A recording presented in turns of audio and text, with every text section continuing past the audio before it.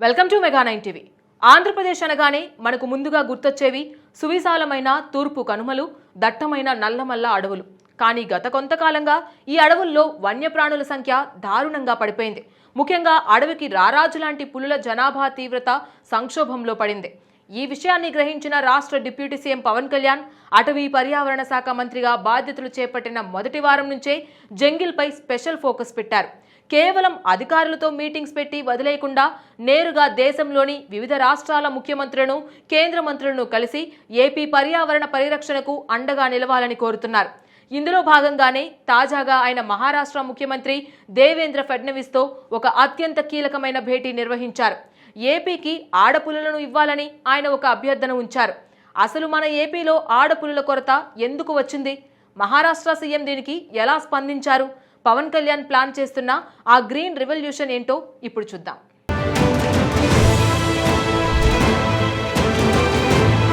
Nagarjunasagar Srisailam tiger reserve అనేది దేశంలోనే అత్యంత విశాలమైన టైగర్ రిజర్వ్.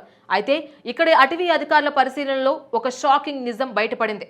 ఇక్కడ మగ పులుల సంఖ్య బాగానే ఉన్నప్పటికీ ఆ రేషియోలో ఉండాల్సిన ఆడపులుల సంఖ్య బాగా పడిపోయింది. ఆడపులులు లేకపోవడం వల్ల అడవిలో పులుల జనాభా పెరగడం ఆగిపోతుంది.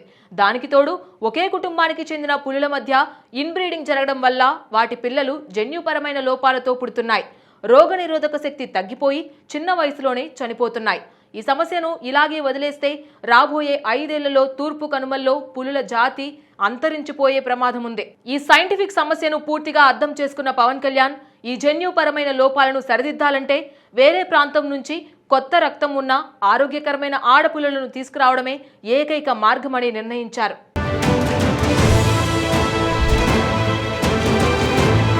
ఈ సంక్షోభానికి చెక్ పెట్టేందుకే పవన్ కళ్యాణ్ ముంబైకి వెళ్లారు.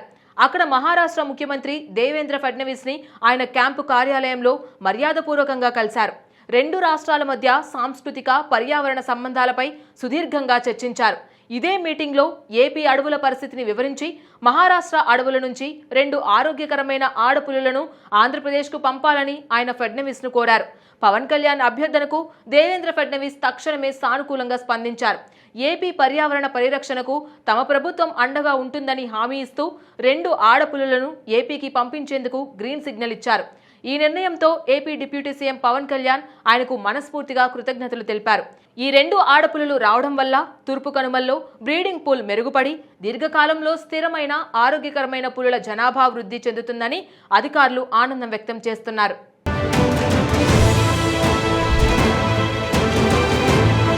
పవన్ కళ్యాణ్ అటవీ సంరక్షణ ప్రణాళిక కేవలం పులులకే పరిమితం కాలేదు. ఒక అడవిలో పులులు బతకాలంటే వాటికి సరైన ఆహారం ఉండాలి.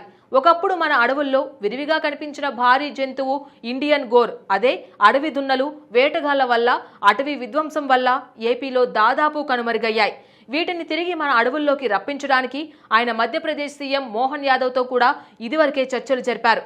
ఆయన ఏకంగా 50 అడవి దున్నలను ఏపీకి ఇచ్చేందుకు అంగీకరించారు. మరోవైపు ఏపీలోని చిత్తూరు, పార్వతీపురం, మన్యం జిల్లాల్లో తరచుగా అడవి ఏనుగులు జనావాసాల్లోకి వచ్చి పంటలు, ప్రాణ నష్టం కలిగిస్తున్నాయి. ఈ మానవ వన్యప్రాణి సంఘర్షణను అరికట్టేందుకు కూడా పవన్ కళ్యాణ్ ఒక పటిష్టమైన నిర్ణయం తీసుకున్నారు. దారి తప్పిన ఏనుగులను అడవిలోకి సురక్షితంగా మళ్లించడంలో ఎక్స్పర్ట్స్ అయిన కుంకి ఏనుగులను ఒడిశా నుంచి తీసుకొచ్చేలా ఆ రాష్ట్ర ప్రభుత్వంతో ఒప్పందం చేసుకున్నారు. ఇవి త్వరలోనే ఏపీ అడవుల్లోకి ఎంట్రీ ఇవ్వబోతున్నాయి.